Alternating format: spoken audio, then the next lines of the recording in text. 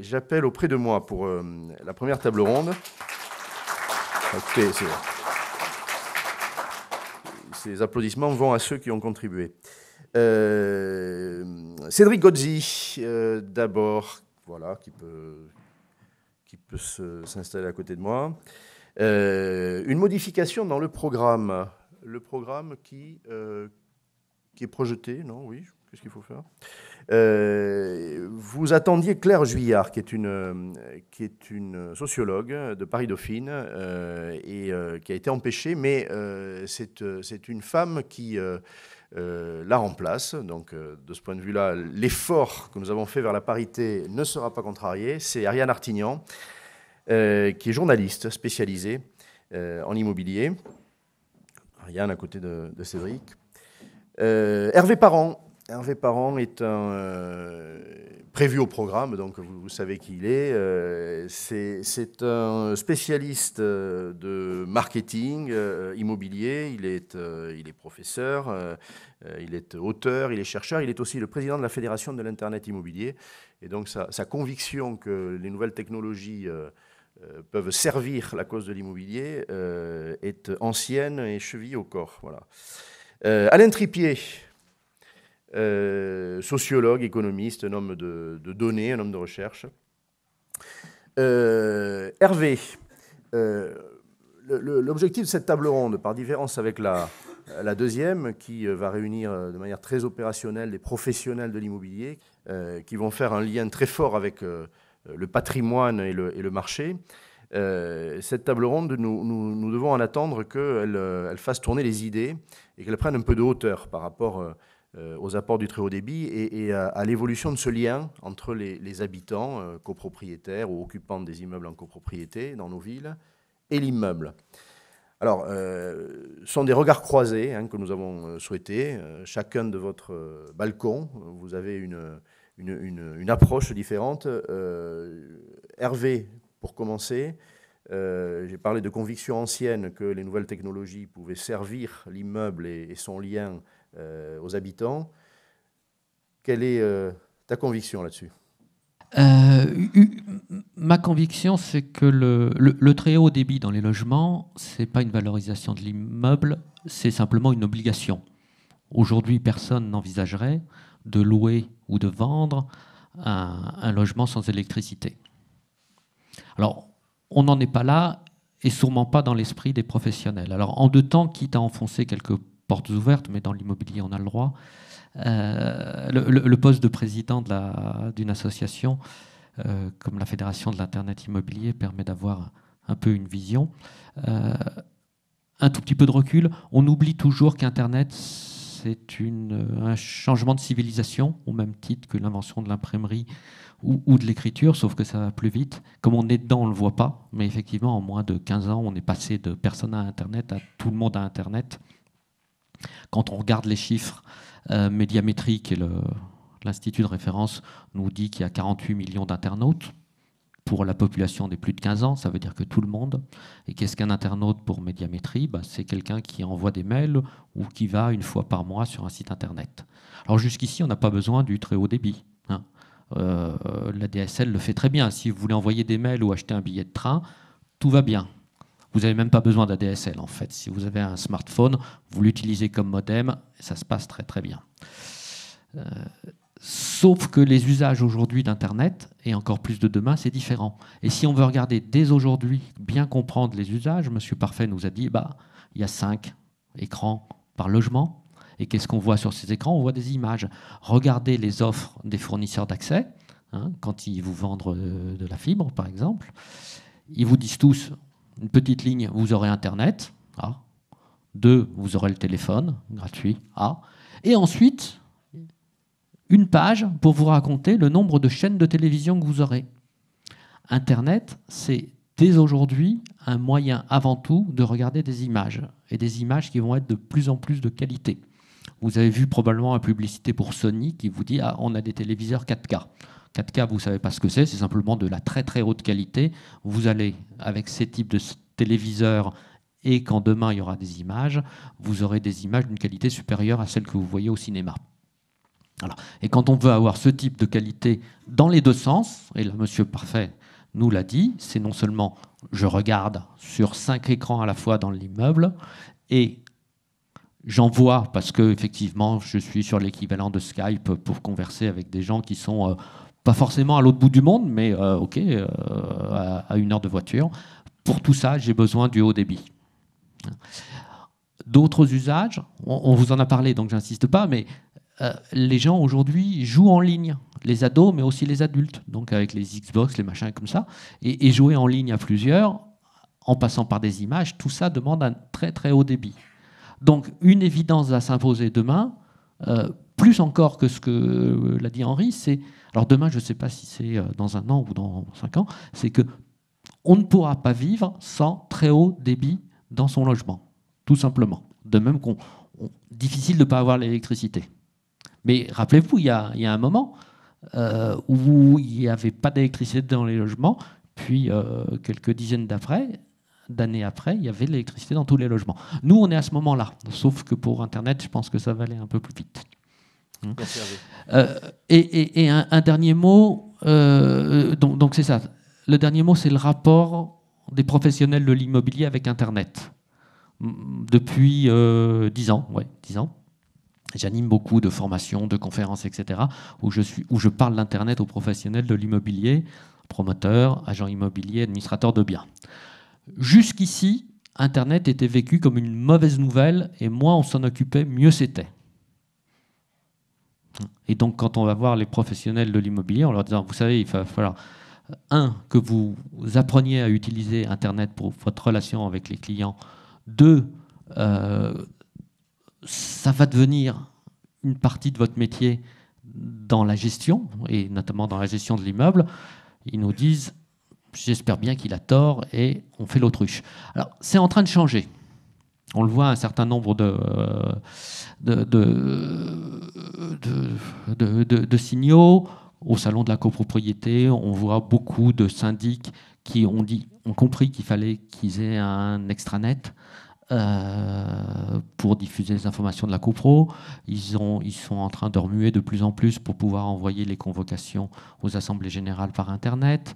Le salon des nouvelles technologies pour l'immobilier a vu beaucoup de professionnels venir et beaucoup s'y sont intéressés.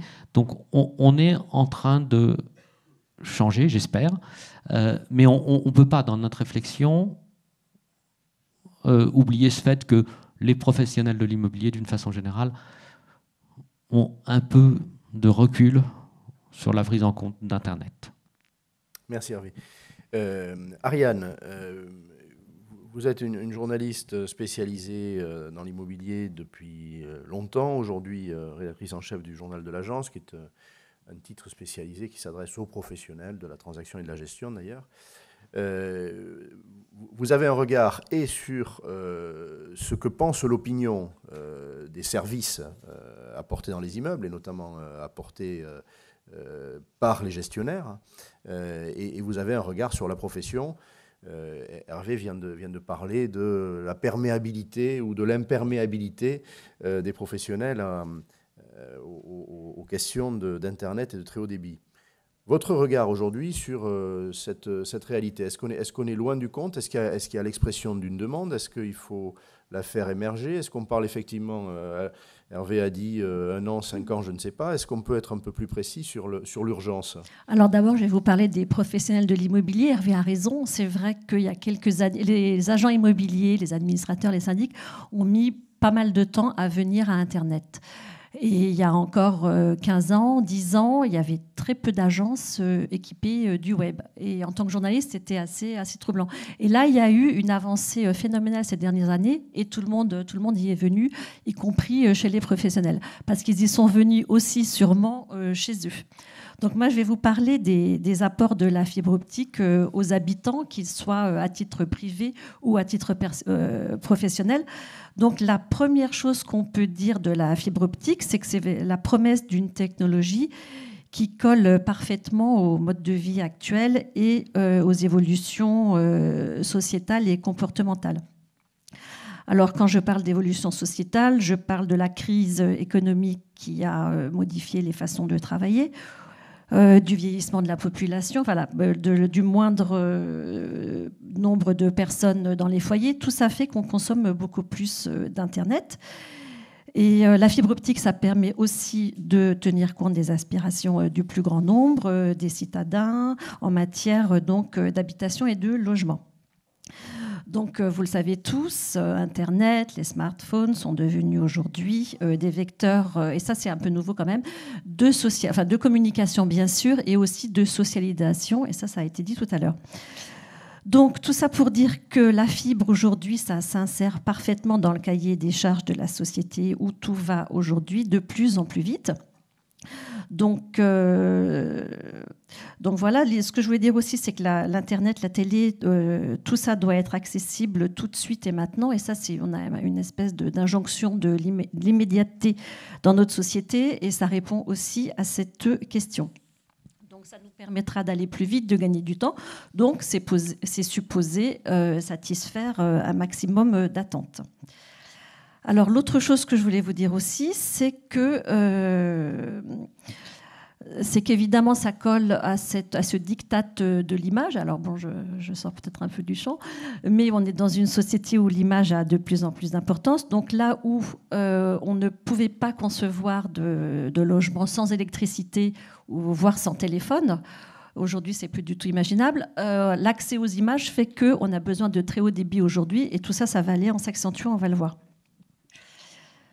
Ce qui se passe quand on est chez soi, et ça les agents immobiliers le savent aussi, c'est qu'aujourd'hui la consommation d'écran par foyer, elle est en train d'augmenter. Il y a une consommation individuelle qui fait que effectivement les enfants, les ados jouent dans leur chambre à la play et ils consomment un écran individuellement pour regarder des films. On a aussi un grand écran en général dans le salon où tout le monde se retrouve.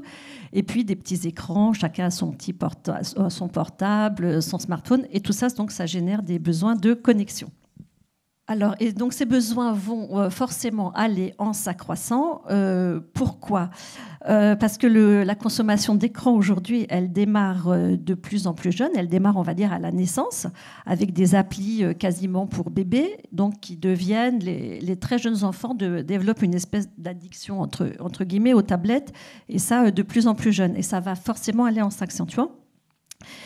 Et puis, et donc ces gens-là, quand ils vont grandir, donc on va dire dans 10, 15, 20 ans, quand ils vont arriver sur le marché du logement, ils vont vouloir habiter quelque part, ce sera absolument impensable d'habiter un endroit dans lequel on n'a pas de connexion haut débit extrêmement rapide.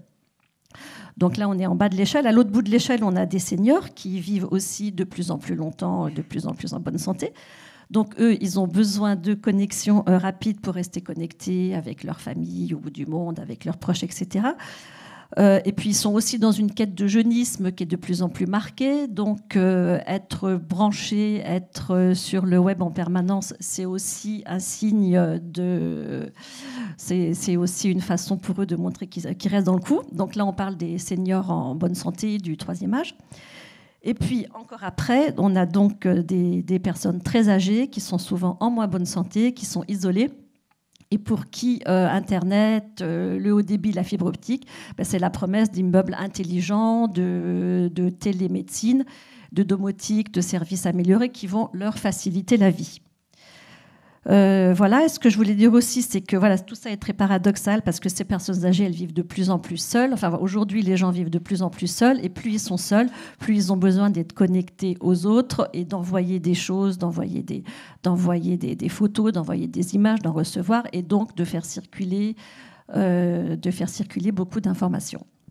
Merci Ariane. Il manque, vous pouvez applaudir aussi les intervenants, c'est leur seule rétribution, je tiens à le dire. Il manque à cette tribune un homme que j'ai cité, j'ai considéré que c'était bon pour solde de tout compte, Alain Papadopoulos qui va intervenir, mais je le laisse reprendre son souffle. Voilà.